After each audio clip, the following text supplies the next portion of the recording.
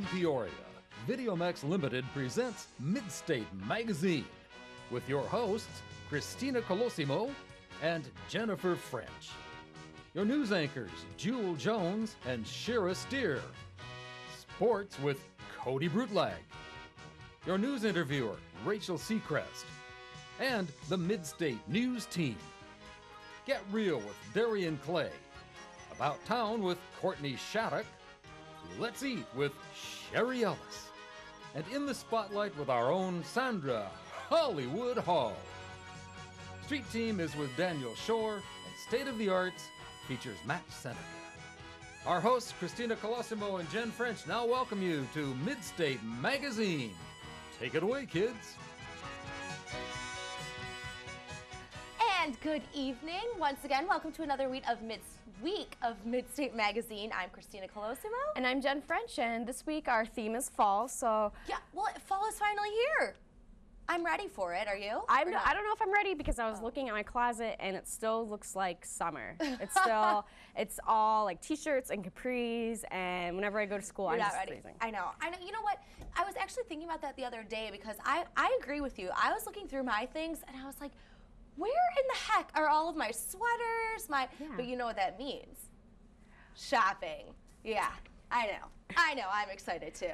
So what are your favorite things about fall? Well, some of my favorite things about fall, and this is going to sound weird, we don't have any trees at our house, so I don't have to rake leaves. But I guess when I was little, one of my favorite things was just to like jump in the leaves. See, I love that. I love the smells of fall. They're so pretty. Like when you go outside and just take it in and relax. I love fall weather. It's my favorite. I always said I wanted to have a fall wedding. Not that I'm getting married, but I want a fall wedding. But yeah. Are you a baseball fan by any chance? No, I actually have no idea what's going on. Could you fill me in? Well, okay, so I'm not like a huge baseball fan, but I'm a White Sox fan, and so a lot of people are going to start booing me. I understand that. But no, I am a White Sox fan, and so it's the playoffs right now. It's kind of an exciting time, and it's getting intense now because now we're only down to, what are we down to, like just a few teams by now. So it's going to get intense, and then we have the World Series, and it's just all good and fun. I explained that like a normal girl would explain that because like a guy would be like, and then this guy comes up to the plate and this happens. But I'm explaining it like a girl would explain it because I'm like, oh my God, I get so excited. Yeah. But no, I really do. So anyways, let's see what the news has to say about fall this week. Jen and Christina, good evening and welcome to Midstate Magazine. I'm Shira Steer. And I'm Jewel Jones. Thanks for joining us. Habitat for Humanity recently received a helping hand from more than 100 local Bradley students. For the yearly fundraiser, the students held a shack-a-thon while spending the night in self-made cardboard box houses. Sleeping out in the elements gave students a better idea of what it would be like to be homeless. Although, according to fundraising coordinator Nicole Mart, the students were much better equipped having blankets than a generator. The chapter tries to raise $30,000 each year, and with that, build a home in the Peoria area. Role Models is the name of a new book which made its debut last month. The book profiles successful African Americans in the Peoria area. It is the brainchild of Dr. Rita Ali, the Director of Diversity at Illinois Central College, and a Peoria native herself. In the book, 126 African American professionals will be featured. Each one of them shares a bit of their professional and personal lives, their achievements, and their commitment to community involvement. Dr. Ali wants to inspire today's Black youth to reach out to local role models. The book is available at ICC Bookstore for $20, and all the proceeds benefit programs in the Peoria area. Charter Oak Primary School recently held a pint-sized Heroes Blood Drive for the American Red Cross. With help from parents and students alike, the school found it to be a success. The students and parents of Charter Oak School have gathered together to create a special event. Their goal? To benefit the community. We're going to have about 20 to 25 people here today, and that's pretty good for the first time. And we hope to make this an annual event. And we're recruiting our parents, the children here are recruiting their parents to donate blood. Normally, blood drives attract older students and adults. Pint-sized Heroes, however, gives younger students a chance to assist in gathering donors. I guess it's just a way to get kids younger than 16 involved and understanding that it's valuable that people donate blood because they really save a life with every donation. In only its first year running at Charter Oak School, Pint-Sized Heroes has already affected younger students' perspectives on donating blood. Some people need like other people's blood to stay healthy, some other healthy blood to stay healthy. And so when people donate blood, 1 pint of blood can save 3 lives. For Midstate Magazine, I'm Greg Landgren. Peoria area public school report cards are in and the grades are not satisfactory. District 150 schools are falling short in math and reading scores and are not meeting state standards. The Adequate Yearly Progress Standard, or AYP, mandates a 7.5% increase in student performance each year. And for the 5th year in a row, the district did not meet this goal. Brian Chumbley, District 150's Research, Testing, and Assessment Director, said that although it was frustrating at the school level, the students had made encouraging progress. According to him, last year and this year's data accurately showed progress and an increase in performance. Writing a book and having CBS turn it into a movie would be an accomplishment for anyone. But for one young man, it is a personal triumph. Brad Cohen, a 1996 Bradley University graduate, wrote his book, Front of the Class, which is featured by CBS in its Hall of Fame series and chronicles his life as a student living with Tourette's syndrome and its difficulties. Today, Cohen is a teacher and a motivational speaker and lives in Atlanta, Georgia. The movie will feature actors Treat Williams and Patricia Heaton and will air on December 7th at 8 p.m. Central Standard Time. Tune in next week for Phone Call with Brad Cohen. Wildlife Prairie Park recently held a fundraiser to aid them in trying to help recover the $828,000 that has recently been cut from their budget. Behind me is the heart of Wildlife State Prairie Park. The park is home to bison, wolves, and even cougars. But recently, their home has been threatened by the cuts in the Illinois state budget. We have a lot to do out here. We've got 10 miles of hiking trails. We've got over 150 different species of animals that are indigenous to Illinois that we have on display, and they're in their native habitat in most cases. We have overnight lodging. You can spend the night out here in the park. We have a train ride that goes throughout the park that is very popular with the kids and the grown-ups, apparently, as well. Sometimes you can see the wolves playing with each other, and the buffalo all seem very much at home, and they need to stay here. The governor of Illinois, Rod Blagojevich, has removed $828,000 of funding from our operating budget. So tonight is kind of an awareness building and a fundraiser for the park. So we're collecting signatures to send to Governor Blagojevich to reinstate those funds. And then we're also taking an opportunity to raise some money because Danny Everhart, who is very kind, and when he heard of our plight, offered to do this free concert for us. So we kind of took advantage of that and built a little fundraiser around it. And we've got 100 guaranteed, and we hope we'll have some more people walk up. With a live band and other fundraising efforts, the park hopes their efforts will be enough to restore the budget. For Midstate Magazine, I'm Ashley Edlund. And now here's Rachel Seacrest for the news interview. Thanks, Joel. We are joined here tonight with Jennifer Bertolet, the Public Relations and Marketing Coordinator for Wildlife Prairie State Park. Thanks for joining us. Thank you for having me. Okay, I understand that you guys work on a $1.4 million budget, and due to the fact that $828,000 has been cut, what does this mean for the park?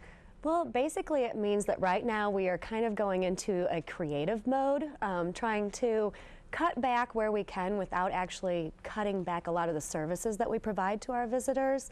Of course, we're going to be raising a lot more funds and trying to come up with other ways to generate the revenue that we are missing. We're never going to be able to recoup all that money, but I think we can get a good start going and we can keep the park open. What does this mean for jobs? Will they be affected?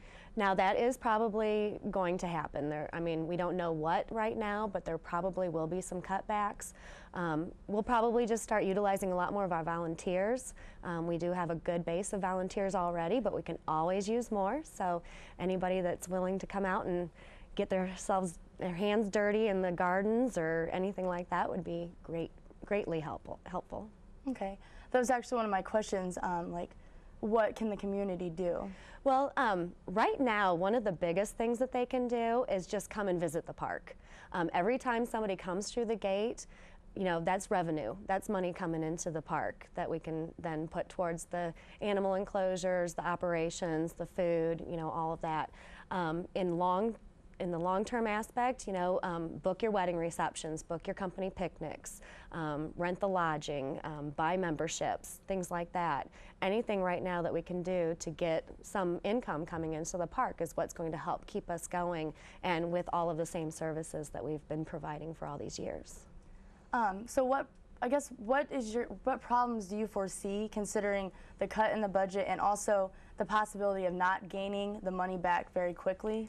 Now, one of our biggest threats with that is probably the fact that we will probably have to cut some of our services, more or less like some of the extra programming, some of the things that we've done for years that we've done at very little cost. We try to be very economical. We are a not-profit organization that actually runs the park, so without having to increase the fees to come into the park, we'll probably either have to cut some of those extra programs or increase those specific fees for those, some of our other special events, our children's programming, things like that. Okay, and I know you've mentioned volunteers, but how important are volunteers and support to the community for the salvation in the end of Wildlife Prairie Park? Well, it's going to be very detrimental to have a very good volunteer base for the park. Right now, we need them for doing our landscaping, even, you know, otherwise trees are going to overtake the forest, so to speak. Well, thanks for being here with us, Jennifer. No problem. If you would like to help, contact Wildlife Prairie Park at 309-676-0998. And now over to sports with Cody Brutlag. Thanks, Rachel. The Peoria Mustangs finished the 2007-2008 season with a 33-13-2-3 record. They're the only team in the Central States Hockey League, CSHL, to finish in the top 4 for the past 8 consecutive years. The Peoria Mustangs are proud to have moved over 70 players in the past 6 seasons to higher level junior and/or collegiate hockey. The Peoria Mustangs compete in the CSHL. The CSHL is one of the premier junior leagues in the United States. Their schedule consists of 45-plus games and 1 to 2 showcase venues. In addition, the Mustangs will play a competitive exhibition and non-league games against other junior programs, and as well as available collegiate programs. Not to mention, they have the 3rd largest fan base in the league, and for more information about the team, visit their website at peoriamustangs.com. Horseback riding's been popular for many years, and it's both for children and adults. Our very own Greg Langren recently traveled to Bridlewood Stables, where horseback riding lessons are held to get a more personal understanding of this fascinating sport. Horseback riding has been long overlooked in American sports. Kathy Trent, manager of Bridlewood Stables, talks about how much work really goes into this sport. Okay, so horse riding's very, the muscles that you use on your body on a horse are very similar to fencing.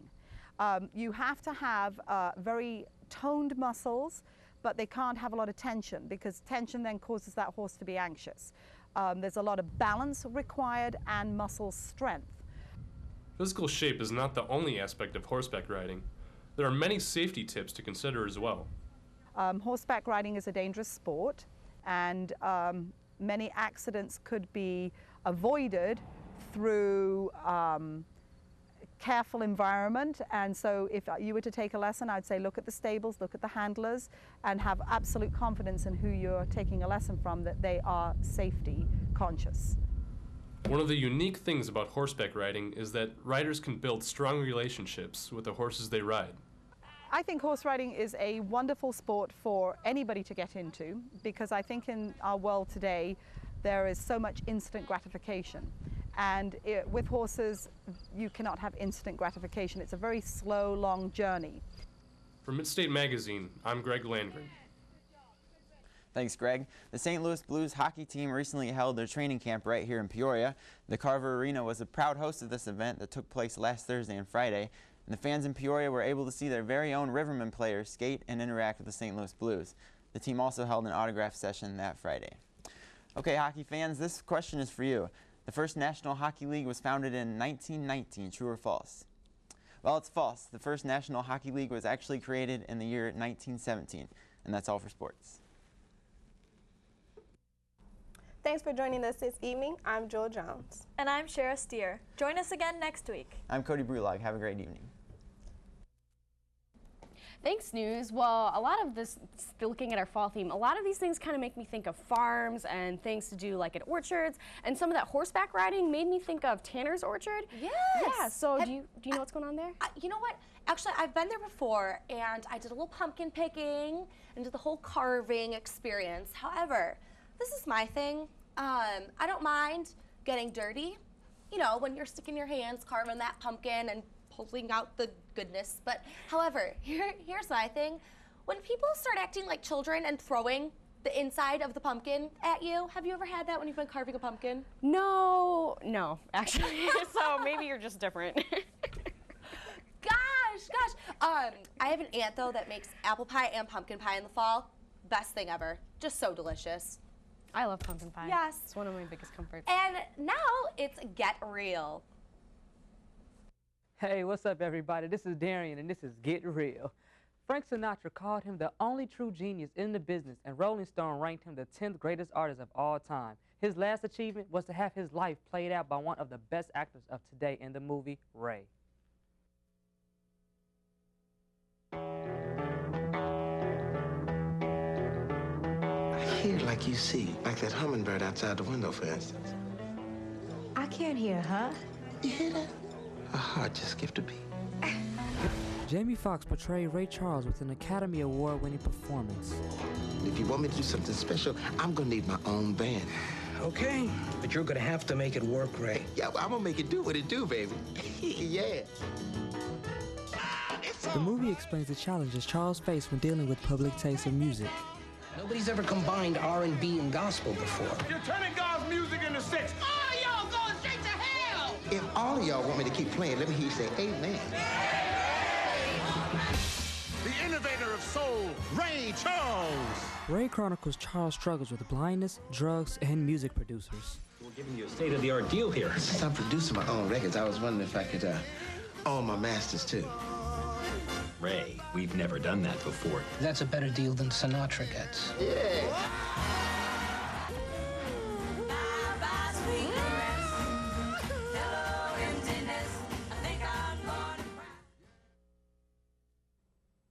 Ray Charles went to win dozens of Grammy Awards, while the movie based on his life went on to win 2 Oscars for Best Sound and Best Leading Actor.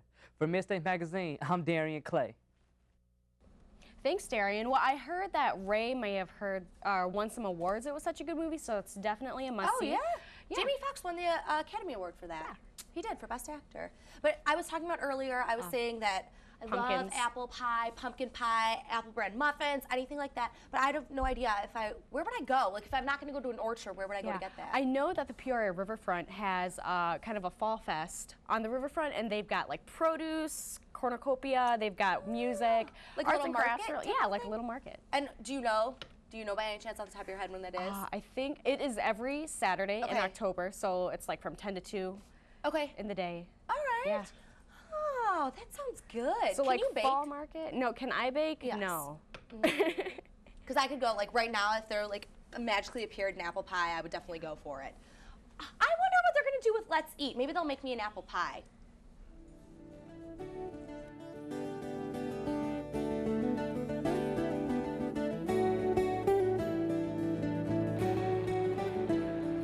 One World Cafe has been serving Peoria and Central Illinois since 1993. Their eclectic selection of fresh, homemade food in a comfortable, artistic atmosphere has truly placed them as a Peoria original. With a full menu, serving breakfast, lunch, and dinner 7 days a week, their coffee bar and full liquor menu also allows them the creativity to make some of the most refreshing beverages around. I ordered a One World original spinach pizza. My friend Amy ordered the World Turkey Club. Do you have lemonade? Their service was great. Our server was extremely welcoming, and she made sure our food came out in a timely manner. Yes. Last spring, One World's bar took on a new look. They have a variety of beverages that range from coffee to specialty drinks, and my all-time favorite, strawberry banana smoothies.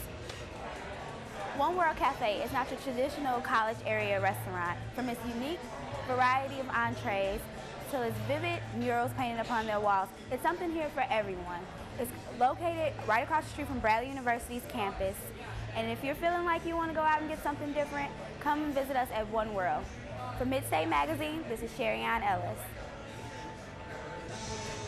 Thanks, Sherry. That looks delicious. I love One World. What do you get? Have you ever been there? Yeah, I go there a lot, actually, probably every month. And some of the things that I get are always like the desserts, like the Their cheesecake. chocolate. Have you ever had their chocolate? Like it's like some chocolate sort of suicide cake. Like, oh my word, very that good. sounds so good. They have really good hummus too. Yeah. I love their hummus.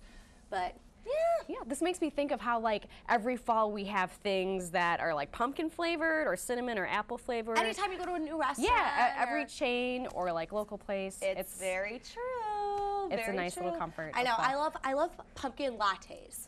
I don't know why. I just think that they taste so good. I feel like I'm drinking a pumpkin pie. Yeah, even though it is probably pumpkin syrup. Yeah, that's okay. I can deal with that. It's okay. I like the 1 million calorie drinks. Let's see what they have to say today in State of the Arts with Matt. Hello and welcome to another edition of State of the Arts. I'm your host, Matt Seneca, and today I have with me returning Bradley University sophomore, Phil Perquette. He's here to tell us a little bit about his poetry. How are you doing today, Phil? I'm doing okay. How you doing? I'm doing well. A couple questions first before you get into the poetry. What first got you into poetry? At first, really, I was an artist. I like to draw. And then I just started writing. I started reading a lot of different type of poetry, and I decided I like to write. So is the connection between drawing and writing poetry, is there a big one, or is it just artistic value? Drawing is extinct now. I haven't drawn in a long time. Gotcha. All right. And about when did you go towards poetry? I've been writing poetry since about 3rd grade, around that time. All right. And is that when you started? Well, you started writing your originals then, 3rd grade and everything like that. And what inspires your writings as of today? And different emotions, family members, a lot of things I see going on in the world. I write about whatever I see and whatever I feel at that moment, and that's what I write about. Awesome. I heard you were featured at the Apollo Night. Could you kind of tell us how that went, or what it was all about too? Oh, it was a great experience. It was something new for me, a contest. I came in 2nd place. I did a poem entitled I Am Phil. So I came in 2nd place. It was a lot of fun. Awesome, awesome. And recently you were featured at the Peoria Civic Center. How were you informed or tell us during the about that? Black Expo, one of the members in the audience actually worked with the committee for the, during Apollo Night, I'm sorry. Actually worked with the committee during the Black Expo, and she asked me if I wanted to come perform for the fashion show. Awesome. Okay, well, what do you have for us today? I'm going to do a piece entitled Yesterday I Went to Heaven, and it's a piece I wrote over the summer. Basically, I had a dream about that I woke up and I was in heaven, and I basically wrote a piece just telling about it and all my experiences in heaven. Awesome. Go. Take it away. All right. Yesterday I went to heaven, a special place where angels hand out blessings like handouts and free food, and with no one to be rude, there's no worries and no sense of deception. Everyone is free to live under the sun. With no death and no bums, the burden of making a living is extinct, because the only thing they think and enjoy is just living. See, up there, everyone is wealthy. It doesn't have to be earned, so they've never heard the phrase rags to riches. In fact, the only time they heard the term rags is dishes, which is an everyday thing because everybody love to eat, and despite what you may think, there's no magic. Heaven is just life at its peak. Even more amazing to me, not a woman is gazed upon for her physique, but rather overall beauty. Heaven was beyond great, but man, was it a long drive. It was a ride of unlimited time underneath the moonlit starry skies while being watched by the eagle's watchful eye. So I arrive on a new scene. I watch as the moonlight transforms streams from a jet black to a dark green. Home the water animal whose scales have vibrant colors on display. My face holds a look of dismay as baby fish grow to full grown within a matter of seconds, while at the same time sporting different earth-warming cool tones. Rainbow colors entwined with my vision give me a euphoric feeling. I'm higher than birds, feeling great. I'm at a place in the sky where light meets dark nights, 'cause stars illuminate what's not bright.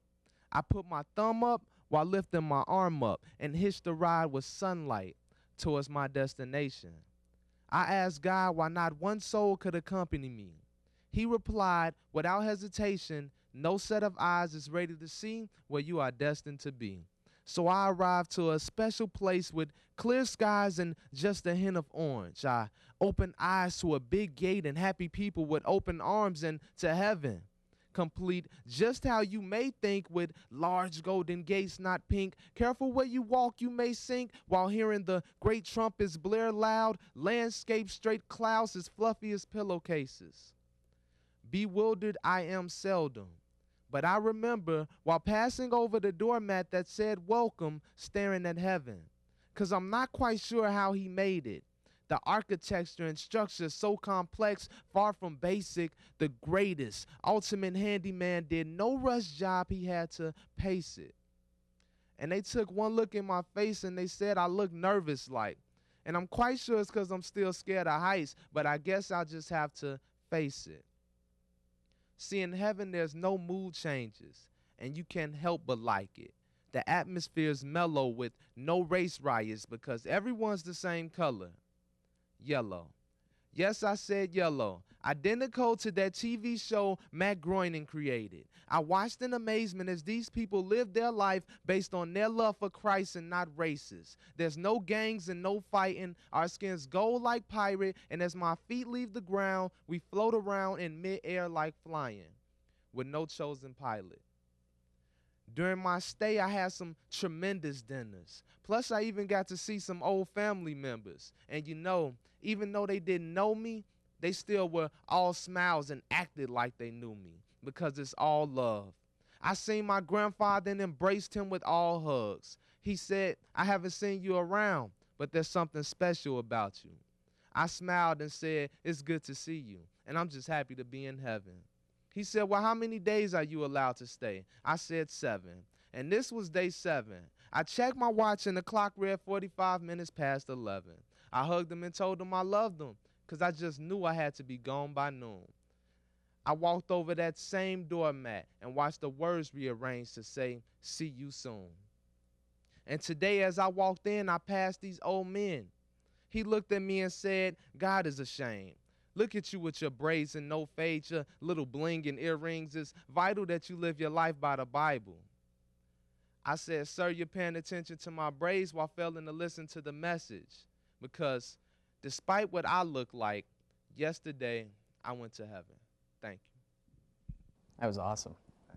Thanks a lot for joining us. All right, Phil, thanks a lot for coming here today, and thank you for watching. And this has been Matt Seneca with State of the Arts. Thanks, Matt. That was a really great State of the Arts. That was a really great poem, and it makes me think, have you ever read the book 5 People You Meet in Heaven? I have not, no, but I know my mom has read it. I know 2 of my sisters have read it, but apparently it's kind of one of those, it's kind of a fast read, but it's one of those that makes you think. I mean, that poem literally gave me chills. I honestly had the chills. So it was beautiful. It really was beautiful. Do you have any plans for the rest of your week? How are you going to spend it? Are you going to enjoy the fall weather? What are you going to do? I think I'm going to jump in a pile of leaves and make a pumpkin pie. That sounds good. That sounds good. You know, I think I'm going to hit some fall sales. As, you know, silly as it sounds, I'm excited to go shopping, kind of check out, you know, maybe a new fall wardrobe or something. However, so I was thinking I need to buy new makeup. Guess what's in style for the fall this season? Black lipstick. No joke, on the runways this season. Black lipstick. You heard that one here first. You heard that here first. Yeah. No, I know. Isn't that crazy? I don't believe you. I know. I know. Well, thank you, Jen, for this week, and thank you for watching another show of Midstate Magazine. I'm Christina Colosimo. And I'm Jen French. Take a look at that black lipstick.